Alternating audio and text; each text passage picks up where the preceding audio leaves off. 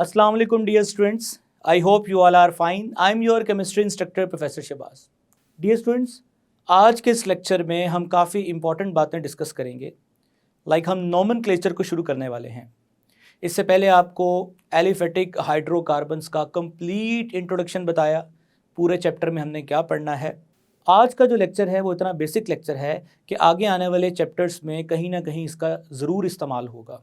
So students, आज के lecture में हम सीखेंगे किस तरह से ऑर्गेनिक कंपाउंड्स को कॉमन या ट्रिवियल नेम हम देते हैं। उसके लिए क्या रूल्स हैं। डिटेल हासिल करने के लिए let's move toward whiteboard. जी डियर स्टूडेंट्स, तो आज हम काफ़ी इंपॉर्टेंट लेक्चर शुरू करने वाले हैं। ये बेसिक लेक्चर है और काफ़ी ज़्यादा कनेक्ट है बाकी टॉपिक्स के साथ भी। आपने इसको अच्छे से समझना है। तो स्टूडेंट्स, हम शुरू करने वाले हैं नोमेनक्लेचर। नोमेनक्लेचर स्टूडेंट्स, ये नोमेनक्लेचर क्या होता है? सबसे पहले तो हम इसको डिफाइन करेंगे। What is nomenclature? The naming, the system of naming the compound is called nomenclature. हम लिखते हैं द सिस्टम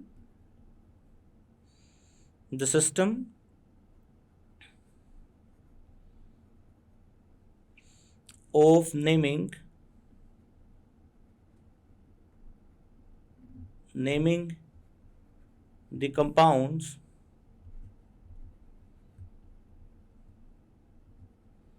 the compounds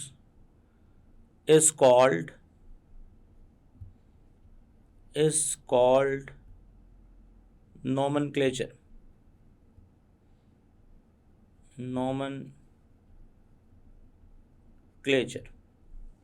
ये स्टूडेंट्स आपने इसकी डेफिनेशन याद रखनी है। अब आगे मैं अगर मज़ीद बात करूं तो स्टूडेंट्स, नोमेनक्लेचर को दो तरीक़ों से हम अपने सिलेबस में डिस्कस करेंगे। The first one is common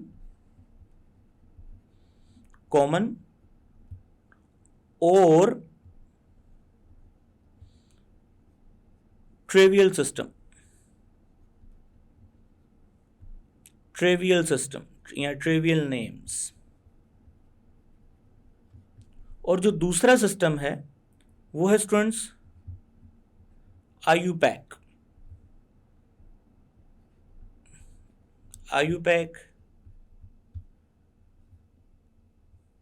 names. हम इन दोनों को डिस्कस करेंगे, लेकिन आज के स्पेसिफिक लेक्चर में ज़्यादातर फोकस कॉमन और ट्रिवियल नेम्स पे होगा। तो लेट्स स्टार्ट कॉमन और ट्रिवियल नेम्स। तो स्टूडेंट्स, कॉमन और ट्रिवियल नेम्स क्या होते हैं? आज के लेक्चर में ज़्यादातर जो फोकस है वो स्टूडेंट्स रहेगा कॉमन और ट्रिवियल नेम्स पे। ये कॉमन या जिन्हें हम ट्रिवियल नेम भी कहते हैं, ये क्या होते हैं? सबसे पहले तो हम इनको समझ लेते हैं। डियर स्टूडेंट्स, याद रखिएगा कि कुछ पॉइंट्स हैं जो मैं यहाँ मेंशन कर रहा हूँ, जिनकी बेसिस पे हम कॉमन या ट्रिवियल नेम्स को किसी भी कंपाउंड को असाइन करते हैं। The first reason is history. यानी किसी भी कंपाउंड की जो डिस्कवर होता है उसकी हिस्ट्री की बेस पे हम नाम दे सकते हैं उसको। दूसरा है जी मेथड ऑफ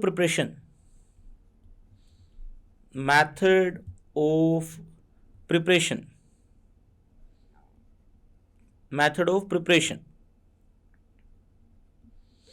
और तीसरा जो क्राइटेरिया है वो है जी पर्सन वर्किंग ऑन इट।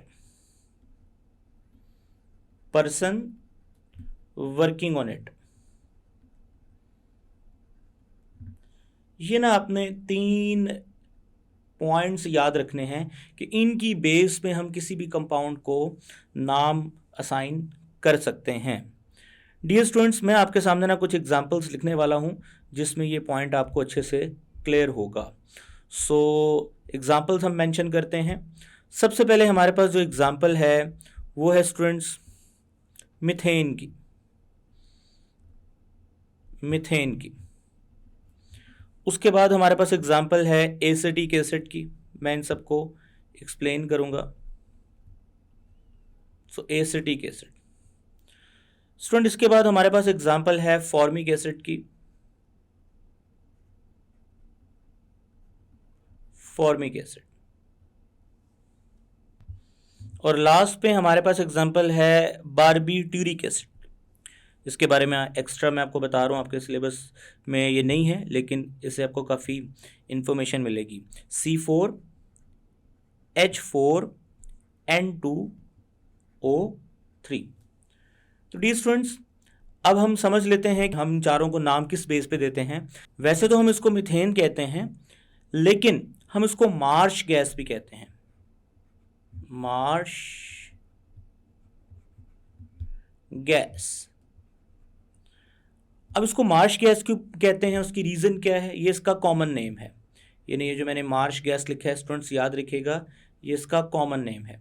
अब हम इसको मार्श गैस क्यों कहते हैं आपको भी बताते हैं। इस तरह स्टूडेंट्स, जी स्टूडेंट्स, वैसे तो इस कंपाउंड को इथेनोइक एसिड कहते हैं, लेकिन हम इसको एसिटिक एसिड भी कहते हैं।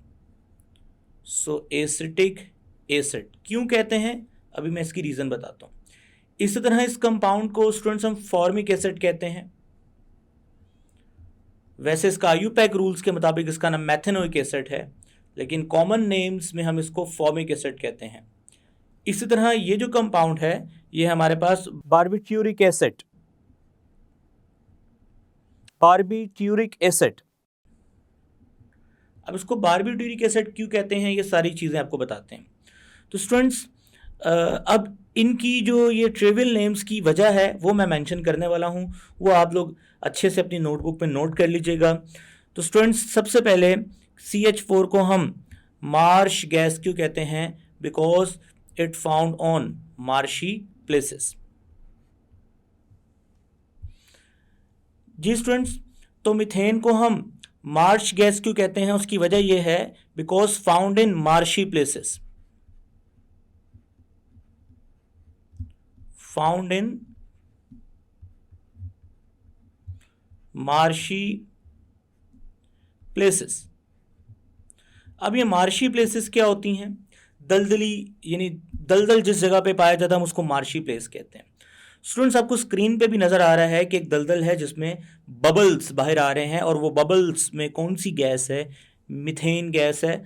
चूँकि दलदल वाली जगह से ये गैस भी बाहर आती है, सो हम इसको मार्श गैस भी कहते हैं। एक्चुअली होता क्या है कि इस दलदल के नीचे जो ऑर्गेनिक मटेरियल हैं वो एनएरोबिकली जब डिकम्पोज होते हैं तो वो मीथेन गैस प्रोड्यूस करते हैं। सो इस वजह से दलदली इलाकों से ये गैस बाहर आती है। So students, next acetic acid है। सो हम एसिटिक एसिड को एसिटिक एसिड क्यों कहते हैं ये भी हम समझते हैं। स्टूडेंट्स, याद रखिए जो एसिटिक एसिड है जिसका फॉर्मूला ऊपर लिखा हुआ है, ये इसका 1 to 5% जो सोल्यूशन है, 1 to 5% सोल्यूशन, उस सोल्यूशन को हम डेली लाइफ में यूज़ करते हैं और हम उसको विनेगर कहते हैं। विनेगर। स्टूडेंट, ये जो विनेगर है ये एक लातीनी ज़ुबान का लफ्ज़ है और इसका मतलब होता है यानी एसिटम, एसिटम। सो एसिटम से फिर हमने इसका नाम क्या रखा? Acetic acid. इस तरह स्टूडेंट्स, फॉर्मिक एसिड का भी कुछ इसी तरह का कॉन्सेप्ट है कि फॉर्मिक एसिड का जो सोर्स था वो था जी आंट, यानी चूंटियाँ। आपको स्क्रीन पे रेड आंट्स नज़र आ रही हैं स्टूडेंट्स, ये जो हमारे पास चूंटियाँ हैं इनसे एसिड को ड्राइव किया गया था, और आंट को स्टूडेंट्स हम लैटिन ज़ुबान के अंदर फॉर्मिका कहते हैं, फॉर्मिका। सो फॉर्मिका यानी आंट से फिर ये फॉर्मिक एसिड नाम हमने रखा। जी स्टूडेंट्स, बारबीट्यूरिक एसिड के बारे में ये है कि ये क्रिश्चियनिटी के अंदर एक बहुत ही सिग्निफिकेंट पर्सनैलिटी है, सेंट बारबरा। स्टूडेंट्स, वो जो सेंट बारबरा थी उनकी फीस्ट डे पे, यानी फीस्ट डे होता है जिस दिन उनका इंतकाल था, सो फीस्ट डे पे जो कि एनुअली वो लोग सेलिब्रेट भी करते हैं, क्रिश्चियनिटी के अंदर इसको सेलिब्रेट भी किया जाता है। सो फीस्ट डे पे इस कंपाउंड की प्रिपरेशन हुई थी। सो दैट्स वाई उनके नाम से इसको निस्बत देके बारबिटूरिक एसिड नाम रख दिया गया। सो हम लिखेंगे कि feast day of saint Barbara. So feast day of saint Barbara, saint Barbara.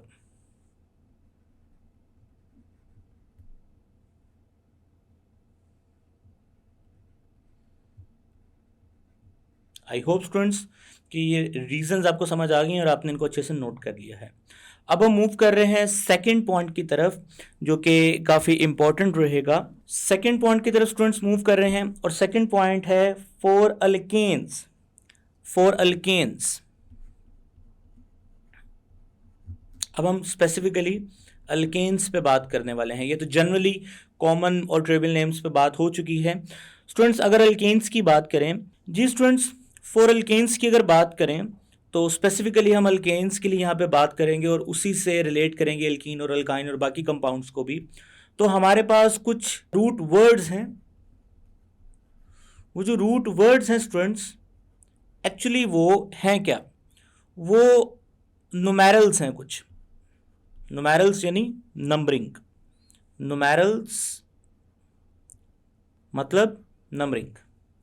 अब वो जो नुमेरल्स हैं वो एक्चुअली ग्रीक और लैटिन लैंग्वेज से ड्राइव किए गए हैं। ग्रीक और लैटिन, ये याद रखना है आपने, ठीक है स्टूडेंट्स। सो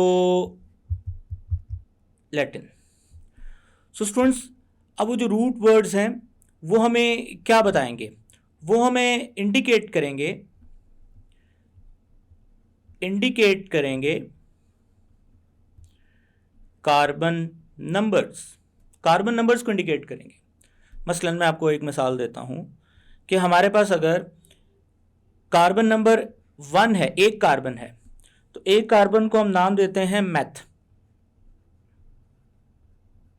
ठीक है। और इसी तरह से अगर 2 कार्बन है तो 2 कार्बन को नाम देते हैं एथ। 3 कार्बन है तो स्टूडेंट्स 3 कार्बन को हम नाम देते हैं प्रोप, ठीक है। ये सारे जो रूट वर्ड्स हैं ये इंडिकेट कर रहे हैं कार्बन नंबर को।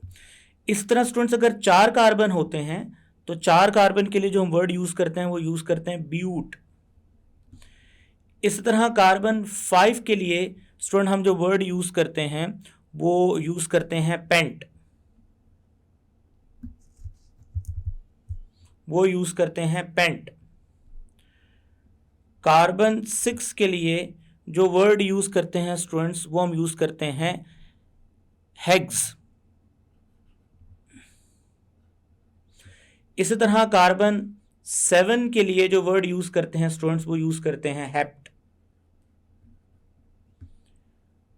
कार्बन 8 के लिए स्टूडेंट्स ओक्ट। कार्बन 9 के लिए नॉन। और इसी तरह से लास्ट में अगर हम बात करें कार्बन 10 की तो स्टूडेंट्स उसके लिए हम वर्ड यूज करते हैं डेक। सो इसी तरह स्टूडेंट्स अगर हम कार्बन 10 की बात करें तो कार्बन 10 के लिए हम वर्ड यूज करते हैं डेक। अब ना अगर ये काउंटिंग आपने अल्केन्स के लिए यूज करनी है तो इन नाम के एंड पर एन आएगा, जैसे कि मैं ये चीज नीचे मेंशन करता हूं। फॉर एग्जाम्पल आपके पास एक रूट नेम है ब्यूट, तो अगर तो अल्केन के लिए ये नुमेरल यूज करना है तो एन आएगा अल्केन। अगर अल्कीन के लिए करना है तो फिर ईन आएगा। अगर अल्काइन के लिए करना है तो स्टूडेंट्स फिर YNE आएगा। और अगर ये अल्कोहल के लिए करना है तो स्टूडेंट्स अल्कोहल के लिए OL आएगा। अगर ये अल्डिहाइड के लिए करना है तो ये स्टूडेंट्स AL आएगा। इसी तरह से मज़ीद अगर बात करें तो स्टूडेंट्स अगर ये न्यूमेरिकल नंबर जो है आपने अगर कीटोन्स के लिए यूज़ करना है तो फिर ऑन आएगा। अगर ये कार्बोक्सिलिक एसिड्स के लिए यूज़ करना है तो ये ओइक एसिड आएगा। मैं आपको एक सादा एग्जांपल देता हूँ। मेरे पास ये एक फार्मूला है जिसमें 4 कार्बन और बाकी हाइड्रोजन है। हम 4 कार्बन के लिए यहाँ पे जो वर्ड यूज करेंगे वो यूज करेंगे ब्यूट, और हमें पता है ये अल्केन है तो ANE। अगर स्टूडेंट्स यहाँ पे डबल बॉन्ड होता कहीं पे तो डेफिनेटली हम यहाँ पे जो वर्ड यूज करते वो क्या यूज करते, ब्यूटीन। ठीक है, और अगर यहाँ पे लेट्स से हम कहते हैं कि ये अल्कोहल होता, अल्कोहल, स्टूडेंट्स अल्कोहल के लिए जो वर्ड यूज करना था वो करना था ब्यूटेनोल, ब्यूटेनोल, ब्यूटेनोल, ये वर्ड यूज करना था। ठीक है स्टूडेंट्स, ये आपने याद रखना है। सो ये आगे जाके आहिस्ता आहिस्ता सारी बातें आपको प्रैक्टिस में क्लियर होंगी। सो आपने इन वर्ड्स को याद रखना है कि अल्केन, अल्कीन, अल्काइन, ओल, अल, ओन, ओइक, ये आपने चैप्टर 8 से चैप्टर 13 तक ये जो रूट नेम्स के साथ ये वर्ड्स आपने यूज करने हैं with respect to the class of organic compound. Dear students, अब मैं मजीद एक टेबल आपके सामने डिस्प्ले करता हूं, और अब आपके सामने एक टेबल आ रहा है स्टूडेंट्स। उस टेबल में आप देख सकते हैं कार्बन 1 के लिए, स्पेसिफिकली अल्केन के लिए जो वर्ड यूज होगा वो मिथेन होगा, 2 कार्बन वाले के लिए इथेन, 3 वाले के लिए प्रोपेन। इस तरह मैंने 10 तक तो आपको बताया डेकेन। अब अगर 11 कार्बन आते हैं तो हम उसको अनडेकेन बोलेंगे, 12 के लिए हम डूडेकेन, स्पेसिफिकली ये अल्केन के लिए वर्ड्स यूज हो रहे हैं। 13 के लिए स्टूडेंट्स हम ट्राइडेकेन, 14 के लिए टेट्राडेकेन, 15 के लिए पेंटाडेकेन, 16 के लिए हेक्साडेकेन, 17 के लिए हेप्टाडेकेन, 18 के लिए ऑक्टाडेकेन, 19 के लिए नोनाडेकेन। इसी तरह से स्टूडेंट्स जो 20 है उसके लिए आइकोसेन, आइकोसेन का वर्ड यूज करते हैं। तो आपने 20 तक याद रखना है कि 20 को हम क्या बोलते हैं, आइकोसेन। आगे मजीद काउंटिंग भी है लेकिन हमें इतनी ही ज़रूरत है। आई होप स्टूडेंट्स कि आपको 20 तक के काउंटिंग के जो नेम है वो डिस्प्ले में आ रहे हैं, आप इसको अच्छे से अपने सिलेबस में नोट कर लें। अब हम स्टूडेंट्स मूव करने वाले हैं थर्ड पॉइंट की तरफ। जी स्टूडेंट्स, हमारा जो थर्ड पॉइंट है वो है जी आइसोमर्स। आइसोमर्स के लिए कॉमन नेम कैसे यूज करें, आइसोमर्स के लिए कॉमन नेम्स। डियर स्टूडेंट्स, अब आपको आइसोमर्स का पता है क्या होते हैं, चैप्टर 7 में आपको डिटेल से बता के आए हैं। सो स्टूडेंट्स, आइसोमर्स के लिए ना आप कॉमन नेम्स में वर्ड्स यूज करते हो प्रीफिक्सेस में। यहाँ पे मैं हाइडिंग दे रहा हूँ। प्रीफिक्स वो होता है जो रूट नेम से पहले आए, सो हम उसको प्रीफिक्स बोलते हैं। अगर हम यहाँ पे प्रीफिक्सेस देखें तो वो यूज होंगे स्टूडेंट्स एन, एन के साथ हाइफन आएगा, आइसो, नियो जैसे वर्ड्स यूज होते हैं। मैं आपको मिसाल देता हूं इसकी। मिसाल के तौर पे आपके पास अगर 5 कार्बन वाला कंपाउंड है CH3, CH2, CH2 and CH2 and CH3। आप सब जानते हैं कि आपने इसको पेंटेन, 5 कार्बन है पेंटेन, तो आपने ना स्ट्रेट चेन के लिए हमेशा नॉर्मल पेंटेन का वर्ड यूज करना है, नॉर्मल पेंटेन। और यहाँ पे जो सीखने वाली बात है स्टूडेंट्स, नॉर्मल जो कि प्रीफिक्स है एन और पेंटेन के दरमियान में हाइफन लगाना है। ये जो हाइफन है ये आपने ज़रूर लगाना है, लेकिन ये हाइफन आइसो के साथ भी नहीं आएगा, नियो के साथ भी स्टूडेंट्स ये हाइफन जो है नहीं आएगा। ये आपने बात ना याद रखनी है। ये स्टूडेंट्स ओ है। डियर स्टूडेंट्स, अब मैं इसी स्ट्रक्चर को थोड़ा चेंज करता हूँ और CH3, CH2 यानी इसका मैं ब्रांच्ड चेन कंपाउंड बनाने वाला हूँ जो कि इसका आइसोमर है। स्ट्रक्चर में चेंज आया, मॉलिक्यूलर फॉर्मूला में सेम नंबर ऑफ कार्बन है, दोनों में 5 कार्बन हैं और 5 कार्बन के साथ स्टूडेंट्स दोनों में 12 हाइड्रोजन हैं। सो आप देख सकते हैं, काउंट भी कर सकते हैं, इधर 3 कार्बन, इधर 3 हाइड्रोजन, इधर 3 हाइड्रोजन, इधर 3 हाइड्रोजन, 9, 10, 11, 12, यानी दोनों का फार्मूला जो है वो मॉलिक्यूलर फार्मूला सेम है, स्ट्रक्चर फार्मूला डिफरेंट है, स्ट्रक्चरल फार्मूला डिफरेंट है। तो स्टूडेंट इसका नाम होगा आइसोपेंटेन।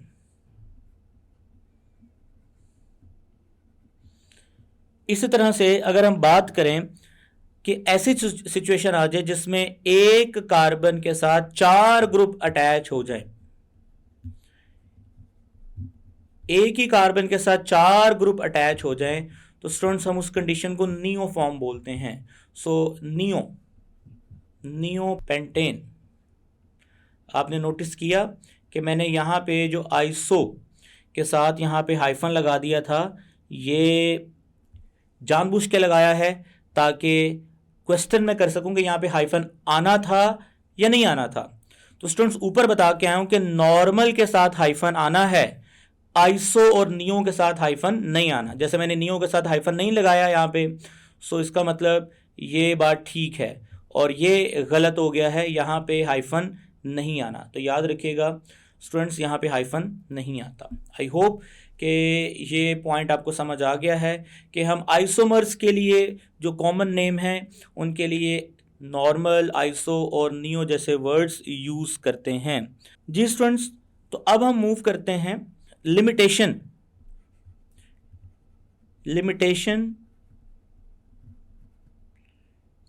की तरफ।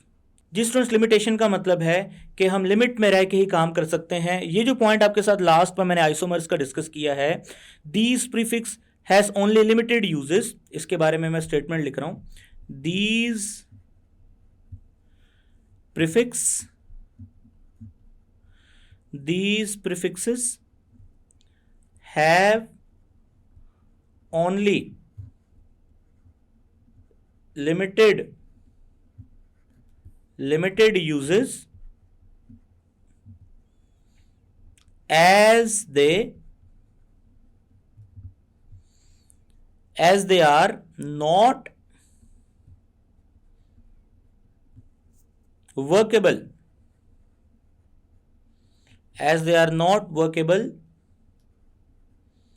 with complex molecules,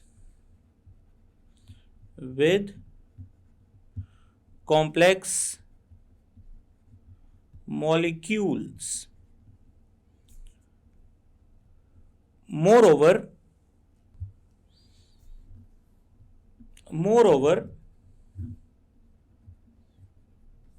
common names gives limited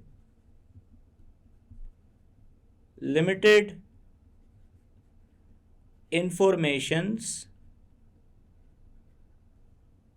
about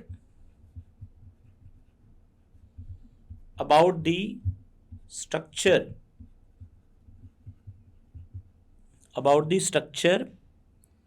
of the compound।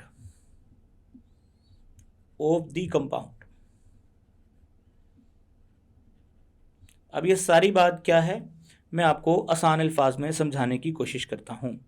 Dear students, मैं आपके सामने एक स्ट्रक्चर ड्रॉ करने वाला हूँ। मैं उसको नाम नहीं दे पाऊँगा अकॉर्डिंग टू दीज रूल्स। मिसाल के तौर पे CH3, CH2, CCH3, CH3, CH2, CH2, CH3, H, CH2, CH2, ये काफ़ी अब कॉम्प्लेक्स हो चुका है। मैं इसको IUPAC रूल्स के तहत ही नाम दे सकता हूँ। ये जो ऊपर हमने पढ़ा था थर्ड रूल, उसके मुताबिक मैं इसको कोई ख़ास नाम नहीं दे पाऊँगा। तो डियर स्टूडेंट्स, ये आपने याद रखना, आगे IUPAC रूल्स हम पढ़ेंगे। जी स्टूडेंट्स, फोर्थ पॉइंट में डिस्कस करने वाला हूँ अल्कीन के लिए, अल्कीन्स के लिए। Dear students, alkenes are similarly named by placing ending ene by the name of alkane with YLE। यानी कि अल्कीन्स में क्या करना है आपने, बिल्कुल आपने अल्केन्स की तरह ही नाम देना है, लेकिन एंड पे आपने ANE जो है ना उसको बदल देना है, रिप्लेस कर देना है। किससे रिप्लेस कर देना स्टूडेंट्स? YLENE के साथ। ठीक है, मिसाल के तौर पे मैं आपको एग्जांपल देता हूँ। CH3 CH double bond CH2, तो इसको नाम देना आपने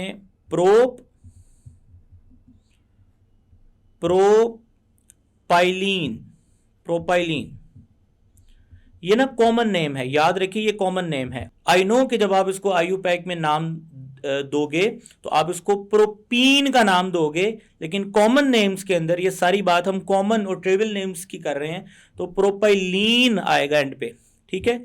इसी तरह से स्टूडेंट्स यहां पे एक और एग्जांपल देता हूं मैं आपको, CH3 and CH double bond CH2, ठीक है। और यहां पे काम करते हैं हम कि C के साथ हम एक ब्रांच लगाते हैं CH3, फिर डबल बॉन्ड CH2 करते हैं।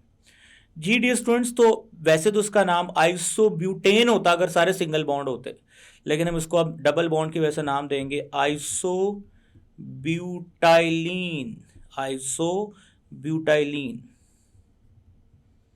ठीक है। आई होप स्टूडेंट्स कि ये चारों पॉइंट आपको समझ आ गए हैं। अब हम जा रहे हैं आईयूपैक नेम्स की तरफ, उसकी हिस्ट्री की तरफ, और फिर हम अल्काइल रेडिकलाइजेशन समझेंगे। So let's move toward IUPAC names. G D students, तो शुरू करते हैं आईयूपैक।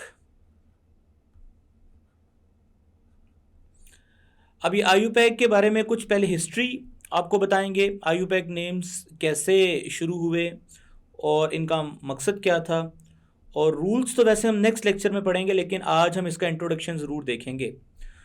सो डियर स्टूडेंट्स, सबसे पहले ये आपके सामने कंटेंट आ रहा है जो कि मैंने आपकी बुक से ही लिया है।